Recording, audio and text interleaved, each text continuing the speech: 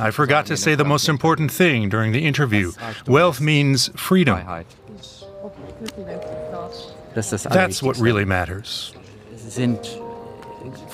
Not having any constraints. And that's the really nice part. I can basically say whatever I want. Who cares? You can just forget about everything else.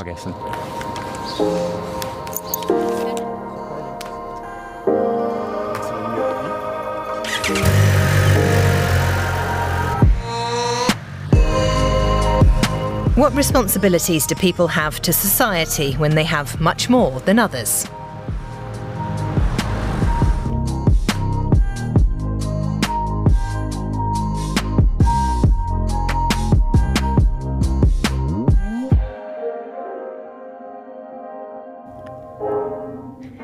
We're in Biarritz, France. In-season prices for a double room at the famous Hôtel du Palais start at €800 a night. Breakfast not included. Georges Kern is the CEO of Swiss luxury watchmaker Breitling. His estimated fortune, €250 million. It's not something I really feel in my daily life, being wealthy. The money's just there, but I don't obsess about it. But what does having wealth mean? Do you feel that you have influence? Yes. Why? Because my clients do. I have a lot of rich clients. They're watch aficionados, but for them it's primarily about identifying with a particular image. The products we sell are completely redundant. Nobody needs a watch to tell the time anymore. We manufacture our own demand. It's not about responding to a need, we create that need. Here's one way Georges Kern creates that demand. His company, Breitling, has flown in 90 professional surfers, influencers and celebrities from around the world here to Biarritz. Thank you very much for being here. We're going to introduce some cool stuff today. Georges Kern is presenting his new watch. Starting price, €5,100. After lunch, the guests will be invited to some high-end surfing lessons. In Georges Kern's case, from an 8-time world champion. Although he's not keen on being filmed out on the water, in case he takes a tumble. Germany has lost that winning mentality, unfortunately. Winning mentality meaning? To win. I always want to win. And I don't feel awkward saying that.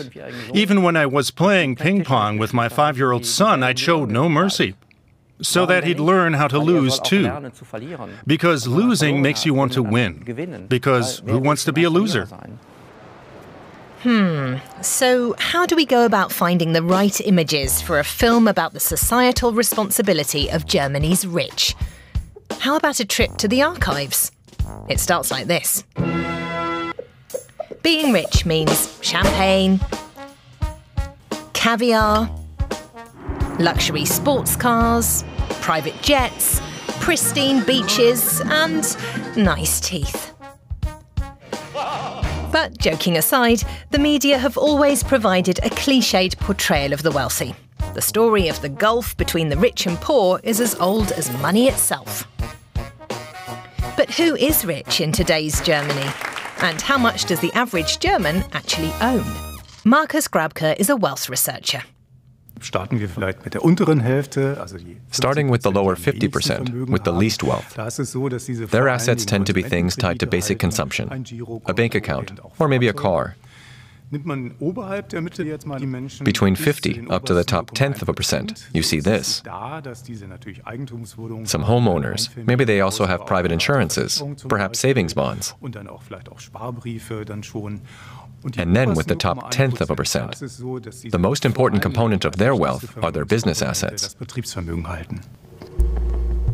In Germany, the poorer half of the population only owns an estimated 2.3% of the country's wealth. while the richest 0.1% own around 20%.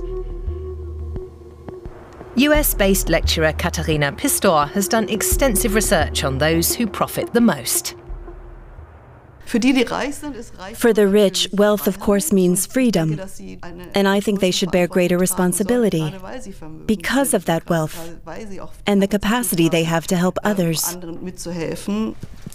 Josef Rick is a building contractor and developer based in Düsseldorf, Germany. His wealth comes from selling luxury apartments, in this case overlooking the city's upscale Königsallee. You can't get more central than this. This is where the buzz is, where the action is. A top location. This is obviously top drawer. How much per square meter? Here we're surely around 20 euros per square meter, which is to be expected in this kind of location and with the appropriate features. Living here is a luxury. Renting at 20 euros per square metre is twice the average going rate in major German cities.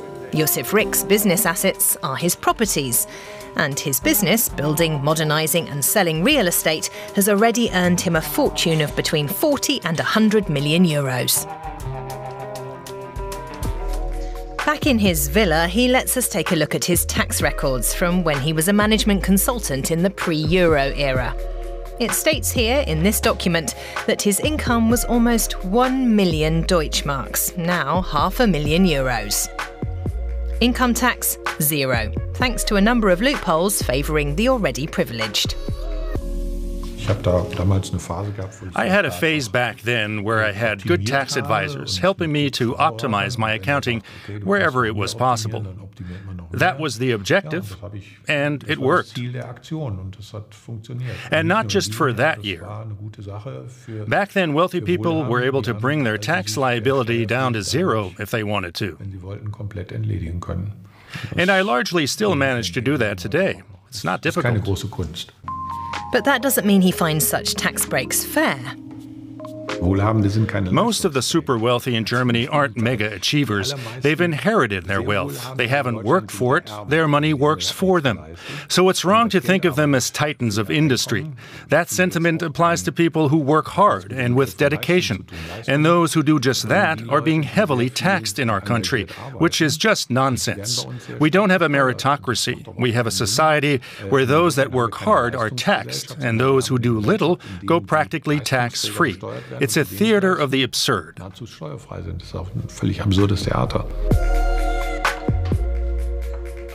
Privileges that many believe are unearned. Josef Rick wants to see higher tax rates for the rich, even though he himself benefits from the current system. I'm still someone who uses these loopholes, which I find weird. I criticize the system, but because I live in this system, I use its advantages. And there are a lot of them. For example? Using depreciations in value in real estate, for example. There are countless privileges available to me personally, too. And I don't feel guilty about using them, because it's what the law says. But I do want to talk about whether that law is sensible. Let's go take a look at what the law actually states. Income from labour is subject to far higher taxation than increases in the value of assets. So people who sell their labor, from a certain level at least, pay far higher rates than if you sit at home just watching your capital grow. Let's look at some numbers. In Germany, all annual earned income over 67,000 euros is subject to a rate of 42%. Anyone earning over 278,000 pays an even higher rate, 45%. Individuals whose income comes from capital gains, so shares or business stakes, and in Germany dividends and interest too, incur a tax rate of just 25%. And even that's too high in the eyes of many of the super rich. Moving profits abroad to tax havens has long been the name of the game to reduce or even eliminate taxes entirely. The red line is tax evasion, but the attempt to circumvent or minimize your tax bill is not considered a red line. If I want to set up a firm, but don't want certain parts of it to face German-style taxation, then I'll talk to a tax consultant about using legal constructs involving different baskets, so to speak. One basket is in Germany and subject to German law, another one in a tax haven, and maybe one for my children. And what about children? In Germany, wealthy parents can pass along massive sums, tax-free. Here's how the gift tax works in Germany. Let's say a wealthy couple have a baby. They can transfer 800,000 euros to their child's account, tax-free. And that isn't just a one-time thing. They can claim that tax-free allowance again and again, every 10 years. So in our example, when that child turns 10, and again when they turn 20, and that adds up to a total of 2.4 million euros that the parents can transfer tax-free. Now let's take an average earning full-time employee in the west of Germany. Say they save 10% of their income, a typical savings rate. That individual will need 670 years to reach that same figure of 2.4 million euros. That's the result of the birth lottery. Simply being born into the right family and circumstances gives you systematic financial advantages over people who don't win that lottery.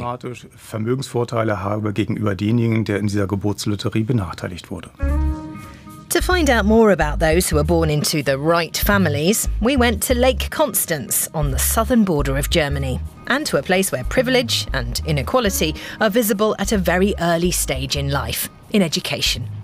This is the elite boarding school Schloss Salem. The list of pupils who have passed through this gateway to a privileged start in life is an illustrious one. Prince Philip, husband to the late Queen Elizabeth II, Prince Ernst August of Hanover, as well as countless company owners and executives from the cream of German industry, from food empire Dr. Oetker to carmaker BMW. The school agreed to let us film on the premises, subject to its own terms, and was eager for us to see pupils learning about the topic of responsibility. Jackets off, please, and take your seats. We'll begin with a piece played by Philippa called The Swan from Carnival of the Animals. Thank you.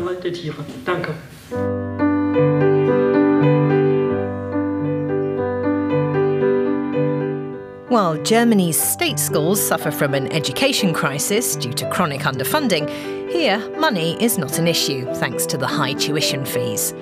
The school's motto, building character through courage and trust. Salem is like a family, a place of acceptance where you can be how you are. Both the values and laws of Salem are an integral part of every pupil. These laws include responsibility and commitment. We all bear individual responsibility for this community. Responsibility that many of the pupils already know from home. Max's family runs a big German company. Great that we're able to meet up. Today he's meeting with Janke Zöller. She advises families looking to register their children at boarding schools. It was her agency that got Max enrolled at Schloss Salem. You're in your third year now. Yeah, the third year is just starting. Salem was the right place for you, right? My mother said there was an agency that would arrange it. We looked at a couple of schools, like Birkelhof. Then I looked at Salem and thought, if I'm going anywhere, then here. And what was it that won you over? The campus, and the people who showed me around were really nice. The other pupils? Yeah, the sense of community is really important. Today, it's Max's turn to be the guide, together with a schoolmate. That's the girls' dormitory, with a balcony for each room. And here you have tennis, basketball, and soccer. Which sports do you do? Tennis, volleyball, and golf. I play hockey and also golf.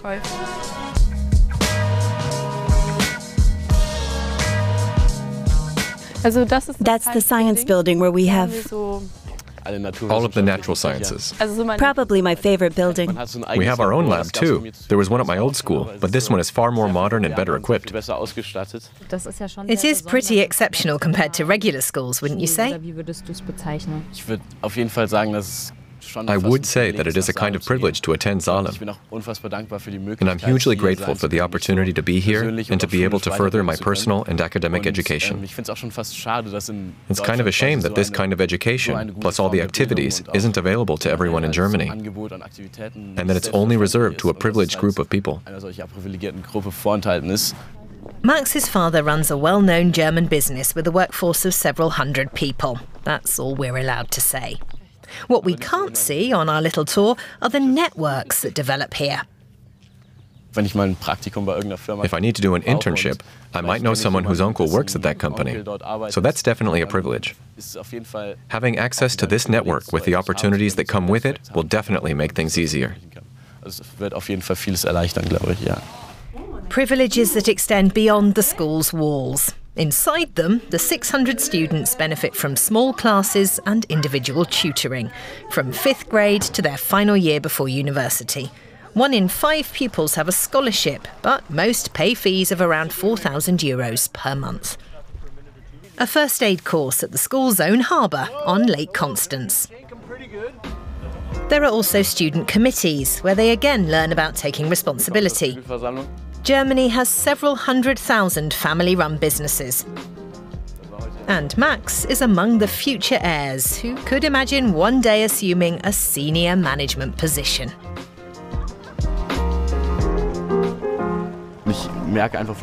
I notice how much I enjoy taking on a kind of leadership role, and I can see myself doing something like that in the future, even if it's only head of a department or something. Family ties and networks provide a leg up, starting with the choice of school. We visit Janke Züller at her pupil placement agency. She herself was once a pupil at Salem. We work with at least 30 schools with a range of different characteristics, and of course including Salem, which is a very famous school.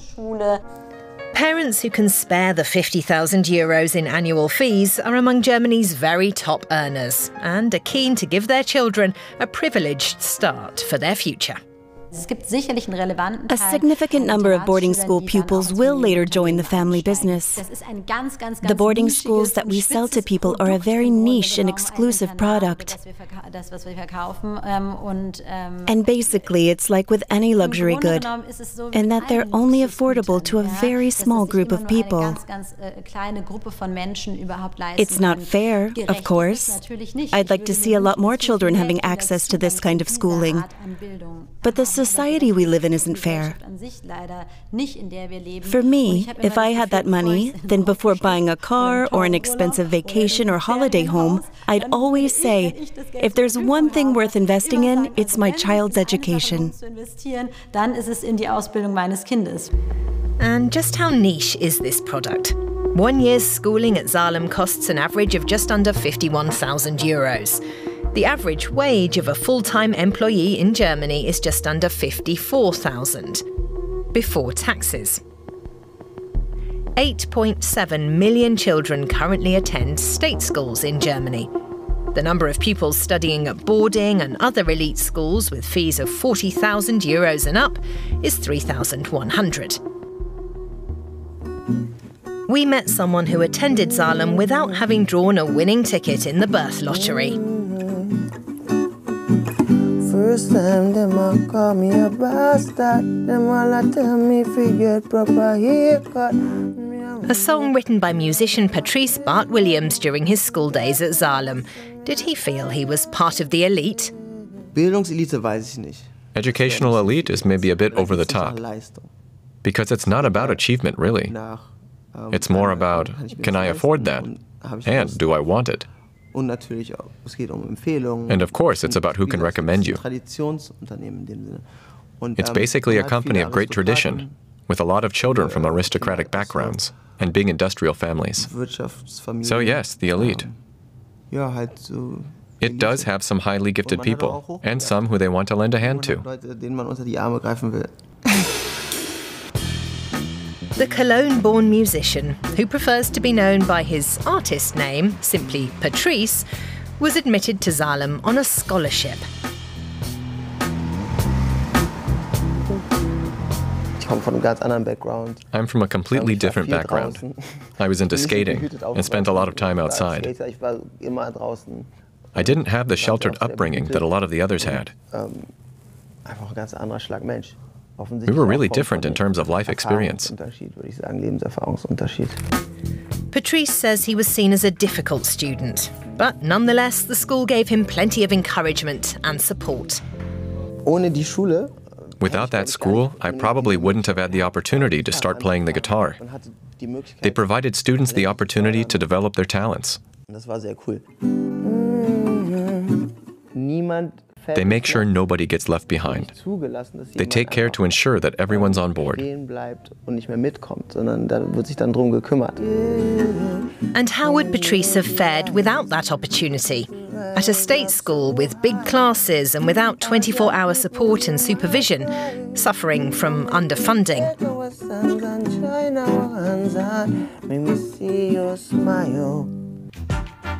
But where would the money for better public schooling come from? The two words on a lot of people's lips. Vermögensteuer. Vermögenssteuer. Vermögenssteuer. Germany's wealth tax was suspended in 1997 by Chancellor Helmut Kohl.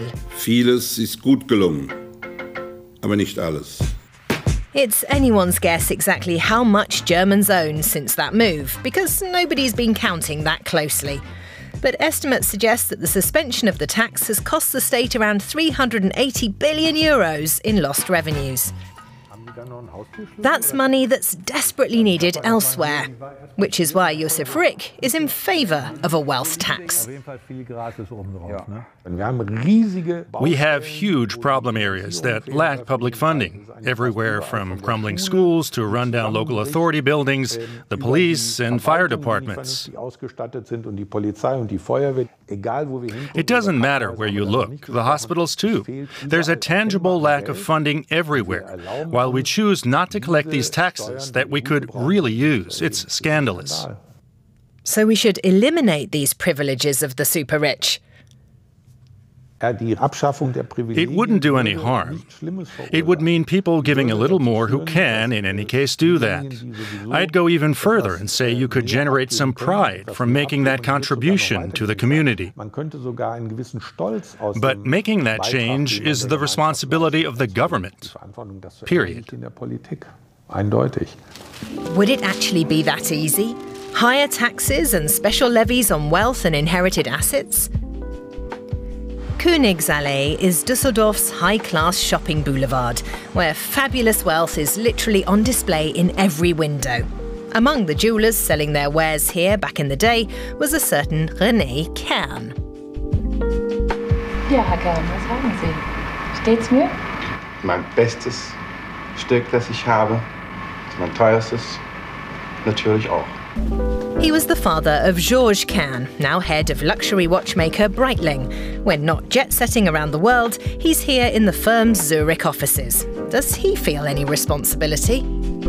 The state takes in so much money. Germany is swimming in it. But their priorities are all wrong when it comes to spending it. They have massive infrastructure problems in Germany. No proper army, no decent school system, and a partly dilapidated healthcare system. The question is how you spend your money. He believes that tax breaks for business owners are fully justified. Those aren't privileges. The state should be glad it has business people who take risks. Those people should be rewarded for their achievements, for their contribution. So, no changes needed? There's evidently a recurring theme here, the notion of business owners being the backbone of society. Wir sollten dazu etwas mehr erfahren. The people who bear the burden of taking risks and should therefore be rewarded. Zum 1., 2., 3. 10.000 Mark. But what exactly is being rewarded here? Financial inequality in Germany is more pronounced than in most other countries. 30 years ago, the top 10% had 50 times the wealth of the lower 50%. It's now double that proportion, with the gap continuing to widen. But why are the rich getting even richer? Because they're doing more? Or is it because their wealth is taxed with privileges and then also passed on to the next generation with further fiscal advantages? This privileged treatment of business assets in Germany is a conscious political decision. I find the idea of entire estates being passed on to the next generation with tax privileges highly problematic. The sheer volume of assets waiting to be inherited changes the structure of a society. And once that structure is in place, it becomes entrenched. So what changes could be made at the political level? We met with Saskia Esken, chairperson of the Social Democrat Party, the SPD. Her party is often in the governing coalition and in every election campaign has promised a fairer society. We want to see tax relief for 95 to 97% of incomes, with the difference offset by the highest earners. And inheritance and wealth taxes would enable us to invest more where it's needed, to enable us to get out of the current crisis situation. People in Germany believe that the wealthy should contribute to society, not just through charity, but also via taxation. Sounds straightforward enough. So why isn't the ruling SPD party putting those demands into practice? Does the Chancellor support these goals?